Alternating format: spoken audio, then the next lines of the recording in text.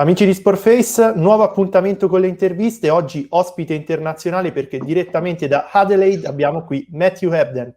Hello Matthew, how are you doing? Hi, how are you? Yes, good, thank you. Thanks for having me. I'm great as well, And you came back to Australia and you are currently in quarantine, right? Yes, unfortunately, I could not play the last few tournaments of the season because literally I cannot find a flight back to Australia. We started looking at US Open for a flight home in October or November, and there is not one seat available to get back to Australia. So in the last minute, 2 seats came up on a flight back to Australia last 2 weeks ago. And so we decided we'd take it, or else we may not be able to come back until December or Australian Open or something. So yeah, and it's very strict in Australia, 2 weeks hotel quarantine.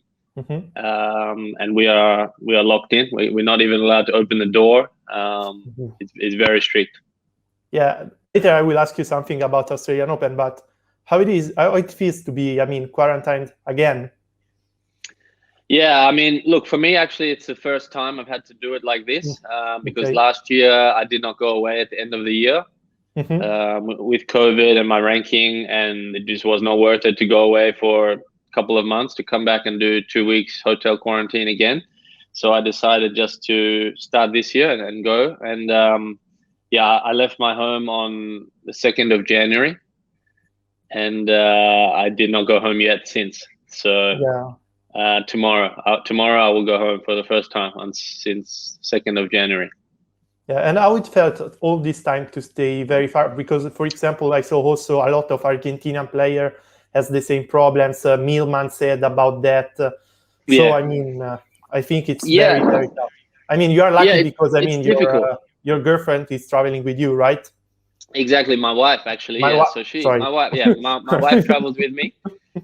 She helps to manage everything. She's part of the team, everything. So, look, as Australians, we're used to traveling a lot, and we usually live overseas a lot of the year. We're used to having to have a base in Europe and in the US. And, it's quite normal for us to spend most of the year overseas, but usually we can come back a few times in the year just to go home and see the family and friends and, just to go home and freshen up or train and then go again and be inspired and motivated. So it's been difficult like that, but in some ways, knowing this year that we cannot really go home, sometimes then you don't think about it as much, and you're not wanting to go home as much. So we made sure we had lots of time off. We made some home away from home a little bit. We had some time off in Dubai after the Dubai tournament. Before Lyon and Roland Garros, we had some time off in France. We love it there in the south of France. After Wimbledon, actually, we had to isolate in London 10 days because my wife actually somehow in the Wimbledon bubble, somehow she got COVID. We did not go on the public street for like 6 weeks. But somehow in the Wimbledon bubble, somebody gave her COVID. So when we were leaving Wimbledon, we had to wait for 10 days in the Wimbledon hotel, which was terrible. I heard something about that. Yeah. So I don't know how it's possible, really. She's masked and sanitized everything always, and only in the bubble we did not go on a street for nearly 2 months. She did not see anybody in the public. So somebody in the bubble there gave her COVID somehow. We did not believe it. We thought it must be false positive, but they tested again and somehow she had it. But even we shared the bed for normal, and I never got it. They tested me every day for 10 days. I never got it. So, but then unfortunately I missed the Newport tournament, and obviously, 10 days stuck in the hotel. I could not train. I could not practice. So, for the next few weeks, it was difficult for me to play well in the next few tournaments.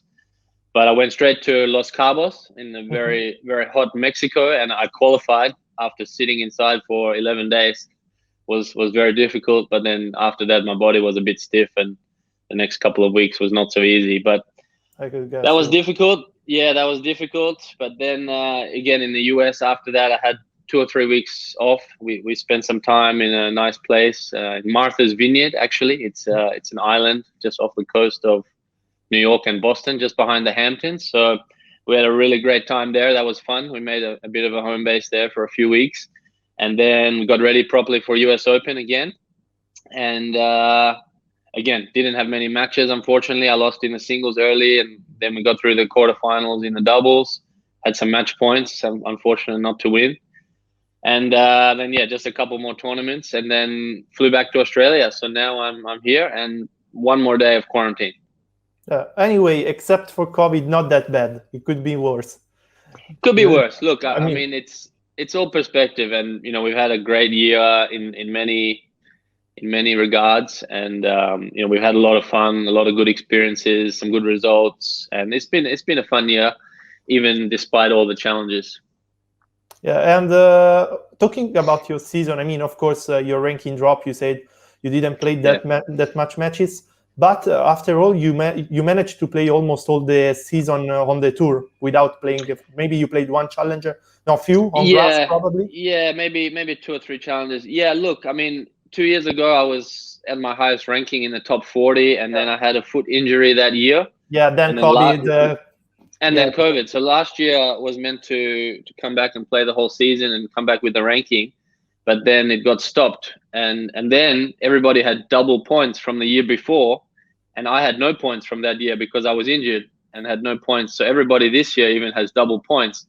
So even all the points I got, like I made quarterfinals in Singapore, I made semifinals in Marseille, and then my ranking did not move so much because everybody has double points from the year before, which I had none. So it's been really difficult with the rankings to move fast in the rankings. So that meant I couldn't get in all the tournaments I wanted. Yeah, I had to be in qualifying of the tour events. So I played qualifying singles, I played doubles, just to make sure I was getting matches, even if it was doubles matches.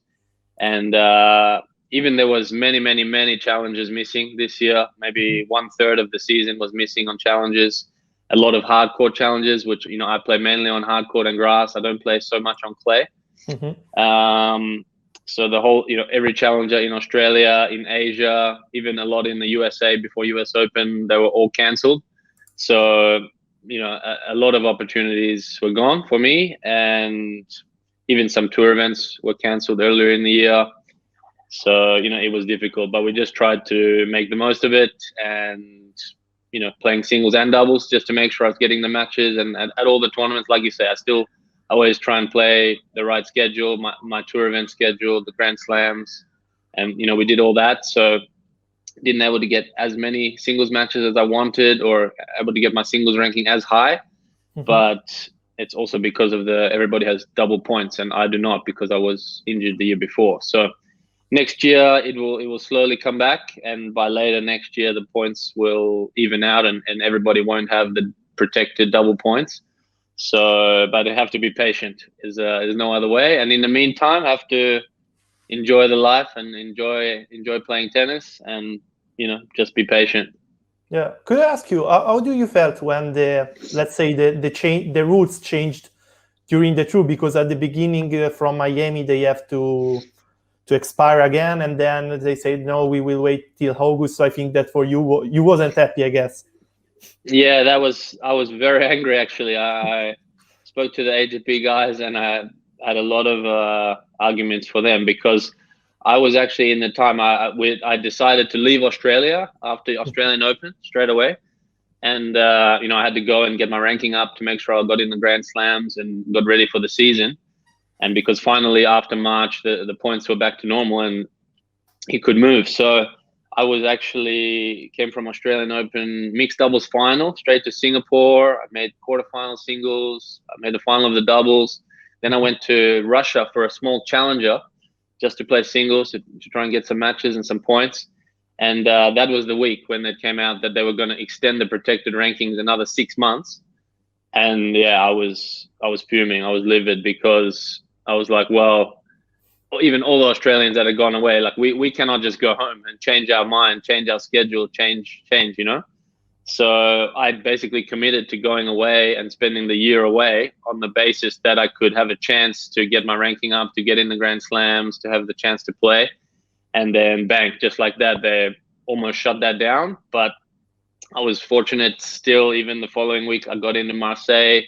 qualified, went all the way to semifinals, got another 100 points. So that was at least enough to get me in the Grand Slams in qualifying, and I was in the doubles too. My doubles ranking was still high, but that was difficult. And I think they, in the ATP, in the council, there's some people in there making decisions that are just looking after their own best interest and not of everybody. Because even after that, I mean, the entire ATP tour event schedule was basically 100% normal and the same. Houston was cancelled, but every other ATP tournament was on the schedule as normal. And if it was somewhere was cancelled, they added one. Like, for example, in Cagliari, they added one. So the only guys actually that were at a disadvantage were the guys outside top 100, because the challenger schedule, there was still probably 50% or more of the challenger schedule missing. So everybody inside top 100 playing on the tour events, no problem. They get to keep their points and they get to have the chance to gain points from every tournament. And everybody else is either not having the opportunity to gain points and maybe protecting or losing some points. So the ATP Player Council is a big problem. I think that's why I've seen. I mean, that's been the case now 10, 15 years. I've been nominated to go on the council myself. I've dealt a lot with the ATP staff and the council, and the answer at the end of it all is always that it's the way the system is set up, and in the end they can't really do anything. And then I think you've had some people in there that have just started to, do things in their own best interest and not for the benefit of the whole tour. And by the whole tour now, I mean 250 players, men and women, 500 players. So that's where I think PTPA started now. There's 500 members, and they're looking out for 500 players men, 500 players women, not just some. So I think that will be better for the sport. Yeah, and which point you think you are now? Because I mean, they spoke a lot about that even to media after quarantine, of course, in the August of 2020. And then, of course, they continue to work, but media speak less about that. So which point you are now on that? On PTPA, you mean? Yeah.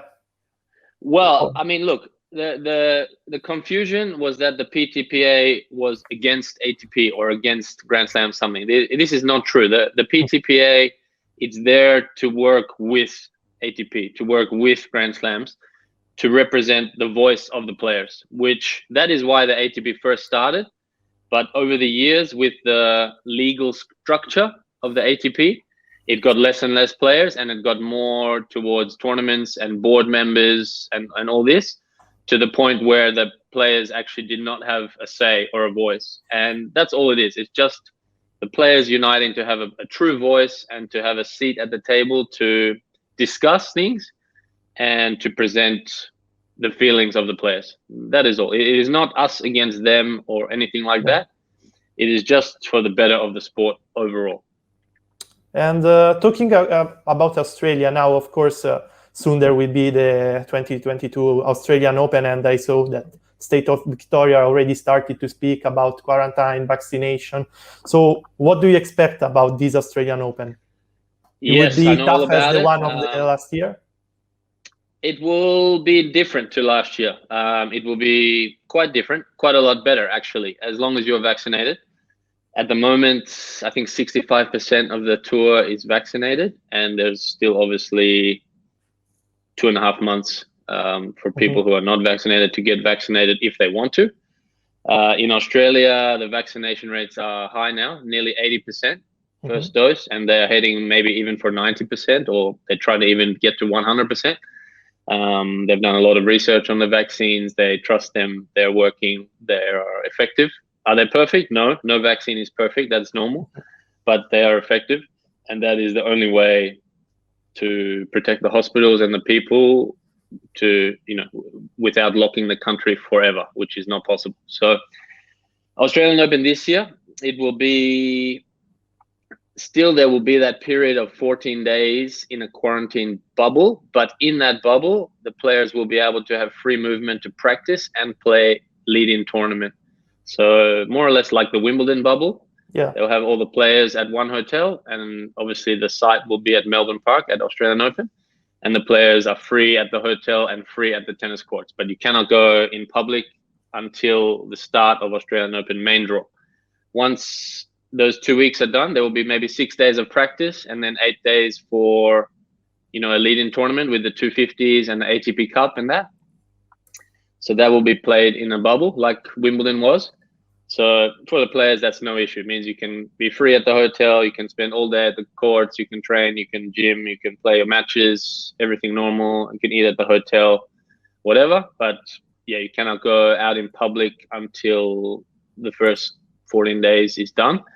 And the plan is then by Australian Open main draw, everybody will be free and you can join Australian public and be normal and free because, there is not much COVID. There is still some cases in Victoria, but it will go down and probably it will be very, very low amount of cases. So you nearly don't have to worry about catching COVID. Talking about the players that still didn't have the vaccination, you feel that some of them could have maybe waited for the end of the season for doing that without consequences? I mean, on their tennis, or I don't know, it could be. Yeah, sure.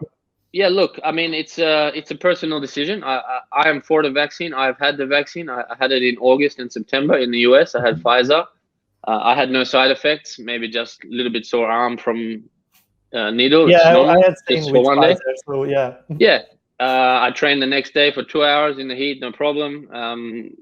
I know some people maybe feel a little bit tired after or something, even a little bit sick if they sometimes, but pretty normal. If you ever had the flu vaccine or other vaccines in your life, some side effect is normal. It means your body is making a response to the vaccine, which is what it's meant to do. But yeah, obviously there are some cases, very, very, very rare, but the odd case you hear about around the world with some more side effects and a bad reaction. That is obviously not good, but from any medication or sometimes in hospital, there's always some random reactions to something. So again, it's sort of normal, but very unfortunate if it happens to you. And I think that Australia said they will accept every vaccine so far, even Johnson & Johnson, 1 shot or 2 doses of the other shots. So I think you need minimum 2 weeks after your vaccine to be classified as fully vaccinated. I think after Johnson & Johnson, because it's 1 shot, it might be 3 weeks, but Pfizer and Moderna and whatever, I think it's 2 weeks after the second shot, and Johnson & Johnson, I think it might be 3 weeks after 1 shot. So that means even somebody could get the vaccine in November or beginning of December and still be considered vaccinated to come to Australia after Christmas, because I think the Australian Open bubble will open somewhere around the 26th or 28th of December. And everybody will join that to come and play, practice 1 week, play a lead-in tournament 1 week, and then play Australian Open. So, but yeah, the issue then is some players or people, if they do not want to get vaccinated, that's still an issue. I don't know how they will solve that solution. At the moment, if you're not vaccinated, you cannot go into that bubble where it's free to practice and play the lead-in tournament. You will then have to do a 14-day hard quarantine, which is what I'm doing right now, actually.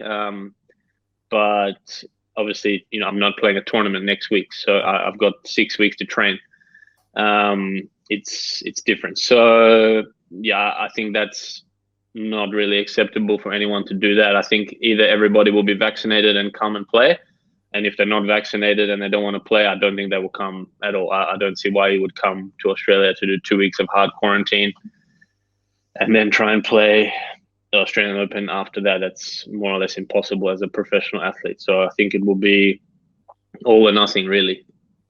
Mm-hmm. Going back about tennis, I mean, it's a question that me and my colleagues, we do quite almost when we have players that play very high level, because except for Djokovic, you played with Nadal, with Federer, with Murray, and which was for you the toughest one?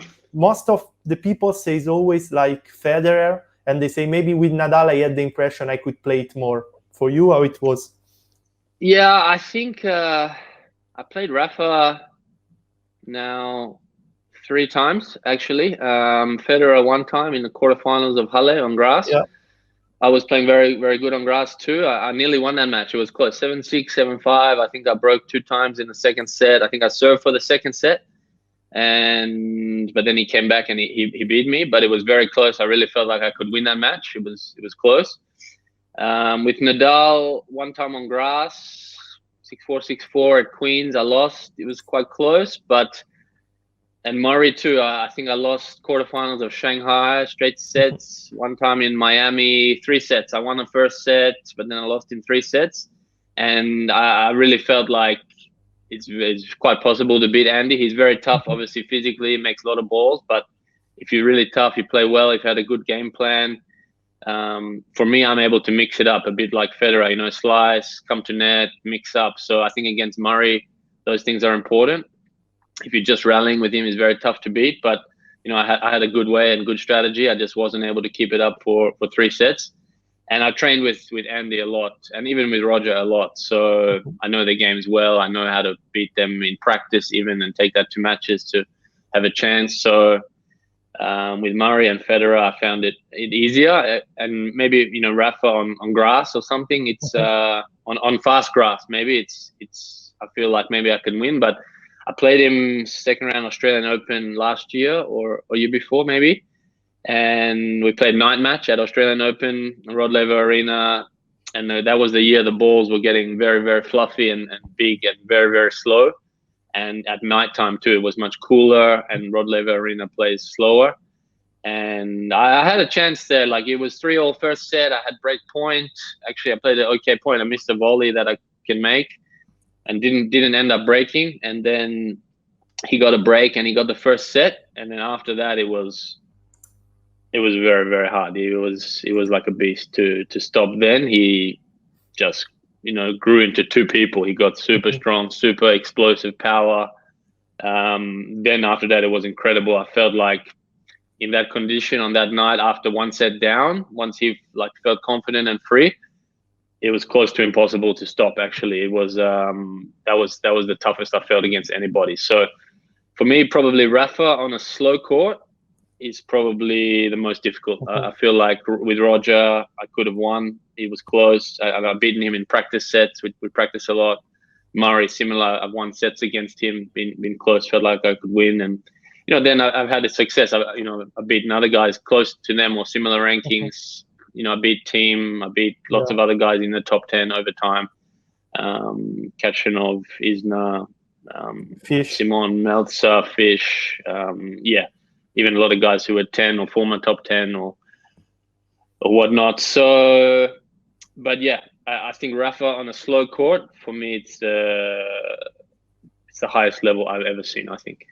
Yeah, and talking about these guys, I mean, you played this year also with Medvedev in Marseille, then you retired, but how it fits his game to face it? And did you expect him to having Grand Slam winning already this year? Yeah, so Danny, I know well Danny for the last 3-4 years, 5 years even. We played even doubles together once in Basel together. We practice a lot. I know him and his coach well. I know his game well. And even usually when we play in practice, the way I play, because I take the ball early and he stands so far back and I come in, there's a lot of space for someone like me to beat him.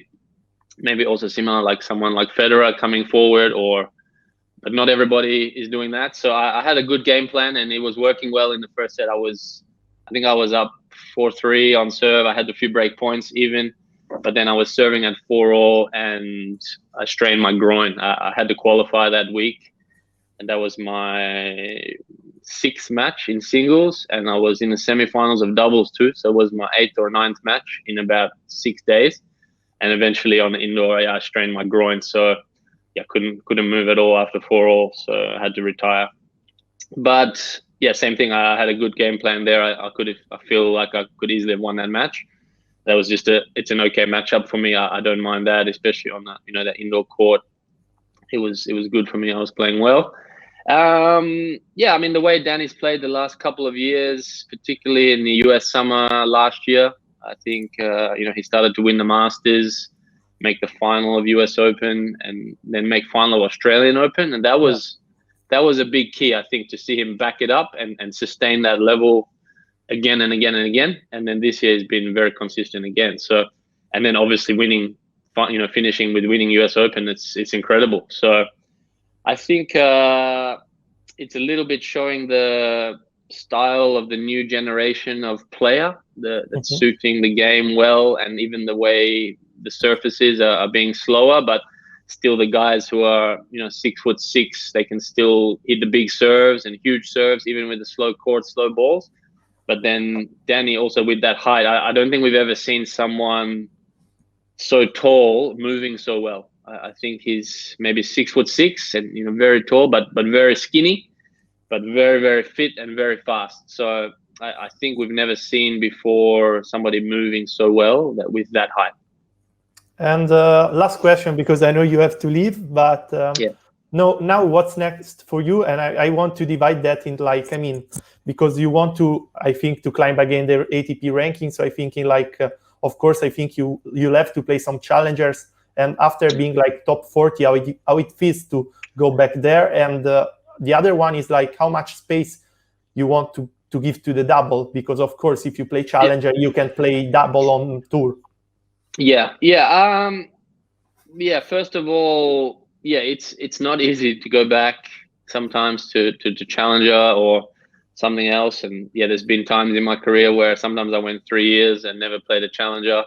But even these days, I mean, there's still quite a lot of points on offering the challengers, especially the 100,000s or the 125,000s, 125 points. It's almost the same points as making final of a 250 or third round of a Grand Slam. Even 90 points for third round of a Grand Slam. It's same as a 90 challenger. So there's still quite a lot of points there, and almost everybody outside top 20, top 30, top 40 is playing challenges somewhere in the year, even if it's 1 or 2 or 3. So the level at challenger, it's getting stronger and stronger and stronger. Now, I think 10, 20 years ago, maybe there was, 100, 150 really strong players in the world. Now you've probably got at least 200, 250, 300 good players. Yeah, recently also maybe 350 because they were playing 4 challenger in the same week. Yeah. And now you've got a lot of guys who were ranked between 100 and 300 that have all been in the top 100 in the last 5 years, I would say, or 10 years even. So it's very, very strong, and the depth is really strong. So you just have to accept it. If your ranking is low from injury or you didn't play so well one season, that's the other thing with the ranking system is very, very crazy. It's not like maybe golf with a 2-year system where you have time. If you don't play well or defend points, or if you're injured and you cannot play or defend points, bang, you can go from top 40 to 200 in a few months, 6 months. So it's difficult like that. But for me, I know the level I can play. That's why I keep playing in the tour events. I know I can go to Marseille and make the semifinals. I can beat Medvedev. I can beat Kachanov. I can beat anybody more or less who's even near the best in the world. I was top 40 myself. So it's more, I think, on the tour, everybody knows sort of what level another player is more than the actual computer numbers and rankings. And then you just have to keep playing well for 6 months, 12 months for the numbers to catch up to the level. So that's what I have to do. I just have to keep playing the next 6 to 12 months of the new season and wait for that to come around. This year it started. Quarterfinals, Singapore, semis, Marseille, but then I had a little injury, and then it was more or less end of hard courts. Then some tournaments were cancelled, a little bit clay, there was grass.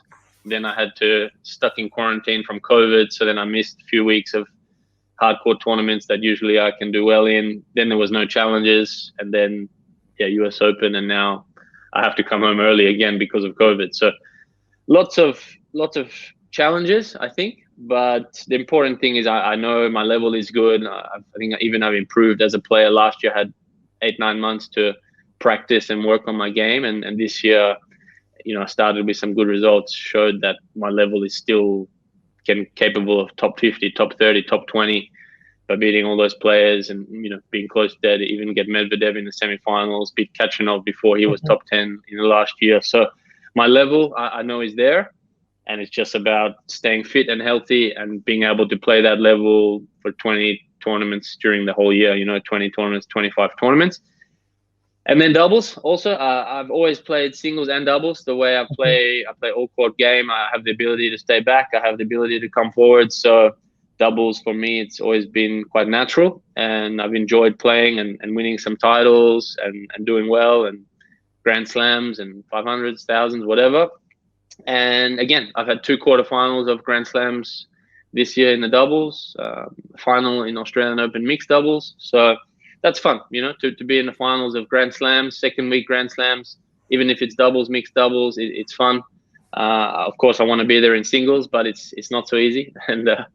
And I keep trying, obviously, to build up the singles. I still feel like I've got many years of singles left, and maybe after that one day to doubles. But I still want to do singles for sure for as many more years as I can. I still feel fit, healthy. I still think I'm one of the best movers on the tour, even now in my 30s.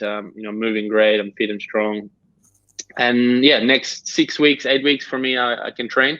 I can really, with my coaches. I've also not been able to have my coach traveling with me this year because of COVID. To leave Australia, it's very close to impossible. So more or less being just by myself and with my wife and a few people helping me and talking. But so it'd be nice to get back with my coaches, train for 6 weeks, 8 weeks, and then get ready probably for Australian Open qualifying. It might be in the Middle East, in Abu Dhabi in December, before Christmas. So I've got to be ready for that basically in 8 weeks' time. So it's not actually too far away. And then from there, we'll be back to Melbourne, leading tournaments, Australian Open, and start again. Yeah. Matt, thank you very much for all. And I wish you just the best for these weeks and for the next season. Thank you very much. Thank you, mate. Thank you. Maybe I'll see you in Italy next year. Yeah, let's hope.